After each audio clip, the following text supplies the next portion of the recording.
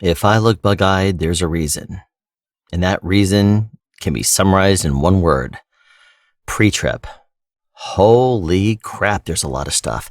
I have never claimed to know anything about cars other than like the few parts that I know. Like, I know how to identify the engine.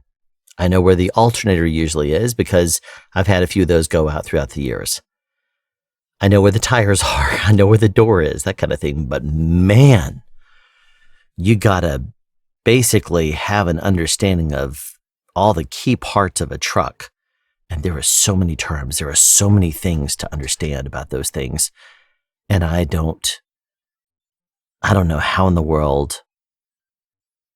I mean, it's just so much. I mean, now granted, as of the time of this recording, early last year in 2022, they changed, and you now have to do a lot more than you used to. It used to be like, for example, that you didn't have to go to a CDL school. You could have just studied on your own and then gone in, and now they require you to. And as of later this year, as I understand it, they're going to be changing it and adding even more things onto the program. So you're going to have to know, I mean, who knows? They may end up having to make an engineer out of you by the time this is all said and done. What I can tell you, though, is that having an understanding of the truck right now seems very much unobtainable, but at the same time, I can see myself getting it. I mean, it was barely over a week ago that I just started this process and started to, take the courses and study, and, the idea of going in there for the first day, and then by day 4, taking the test for the practice, the CDLA permit. That would have seemed weird to me back then, but I tell you right now, today, we did nothing except PreTrip. We went outside, and at 8:00 a.m., I signed in, and then I went over and I started looking at the different trucks, and mainly this one that everybody was kind of, that a couple of guys were gravitating here. And it's funny because these two guys, they're both very nice and knowledgeable. Everyone there has been wonderful, full of information, very funny, quick to support, cheering for you and stuff, and you do something well, and offering assistance when they with stuff that they learned that was helpful to them and things like that. It was really cool. Going over and then just seeing these guys talking about the PreTrip, and oh yeah, this and this and then this and then this is this and then this is over here. It's like so much. And you have to get the in-cab, which is inside the vehicle. You have to test everything properly there, 100%, get nothing wrong on that. As with coupling, which is when the tractor connects to the trailer, that part has to be 100% also. And then they're going to give you, most of the time, as I was explained to me, about 399 times out of 400, you're going to get parts A, B, or C, whatever the computer happens to randomly generate and throw at you. So you could be section A, which is basically under the engine, and the outer and the front of the trailer, or the tractor rather. Or you could get B, which starts on the side of the tractor and it goes all the way around to the back. You could get C, which is basically starting at the trailer, and you have to go through that whole process. Or if you are that one lucky person out of 400, you're going to get parts A, B, and C. That's at least what they told us. And you're going to be sitting there going through the entire truck for like half an hour. And there is a script. There is a script that they want you to say and how they want you to say it. And that script is what I have to practice. And it's going to be fine, I think, once I get certain things under, like, all right, you basically say almost everything is mounted properly and secured with no missing hardware. That's like a standard. You always say properly mounted and secured, no missing hardware, pretty much on everything. Or you could say it has all of its hardware intact, something like that. But then from there, you have to identify what kind of material it is. If it is metal, you say it's not bent, cracked, or broken. If it's plastic, you say it's not cracked, chipped, or broken. If it is rubber of any kind, you would say there is no abrasions, bubbles, cuts, or dry rot.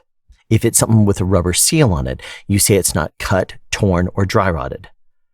I can remember things like that. There's two more. And there's little acronyms that it teaches you. Like dog is dirt, oil, and grease. That's only like you would check that between the brake pad and the brake lining, or the brake lining and the brake drum.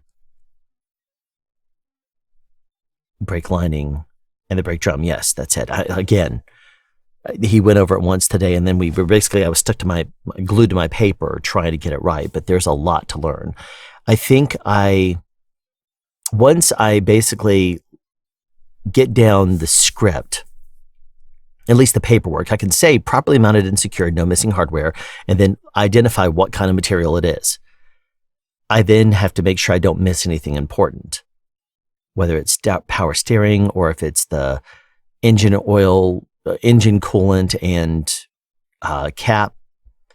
I have to identify the different things. And I think when I'm not looking at the paper and I know the lines, and know the lines, it's like it's some movie script or something.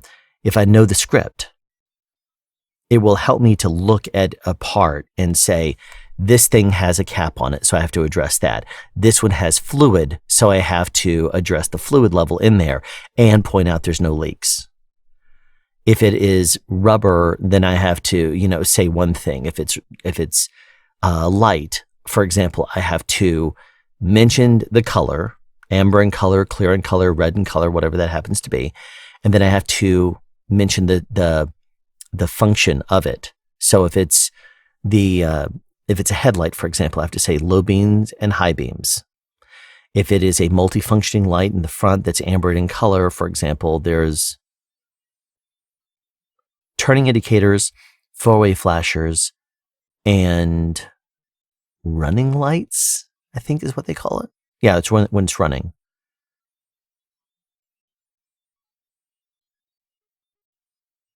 Yes, and then there's a light in the back that does the same thing, four-way flashers, turn signals, running lights, and it adds backup lights, I think. I think it's section on the inside. I have to go and definitely refresh this, but our what's he called? It's not the park. It's a 4-letter word though. The yard boss. He has a YouTube channel where he has basically gone through what we need to learn, and so we can study that script and then watch him go through the different parts. So we will be familiar with our particular trucks and what they are and how they are. Now the script, as soon as I get it down and I can identify the parts, it's going to basically be to nail it every single time. I have to make sure that I really get that script down and know what the different parts are. I can't point at the steering coolant, power steering fluid, I can't point at the power steering fluid reservoir and say that's the engine coolant. I just got to know the difference between that. Hopefully I'll get it. So yeah, B today, because it was 90 degrees with humidity and we were out in direct sunlight all day. Now they make sure that you're hydrated and you're, staying on top of your water, but at the same time, direct sunlight, just staring at a truck the entire time is just, it's a lot. And because there's a lot of things you have to look into it for, and then you look outside of it, also your eyes will get, I wear sunglasses when I'm outdoors, and then I keep having to go down with them or up with them to look underneath it to see some detail of something when they're pointing it out. So it's just, there's a lot to it. But yeah, we'll get it since we learned the script. But for right now, my brain is fried out. And I know that after dinner, because I just got home, after dinner, I am going to, basically, I'm going to go in there and start studying this thing, start studying the script and learning the different things, because I need to. Otherwise, I will never pass the Class A test.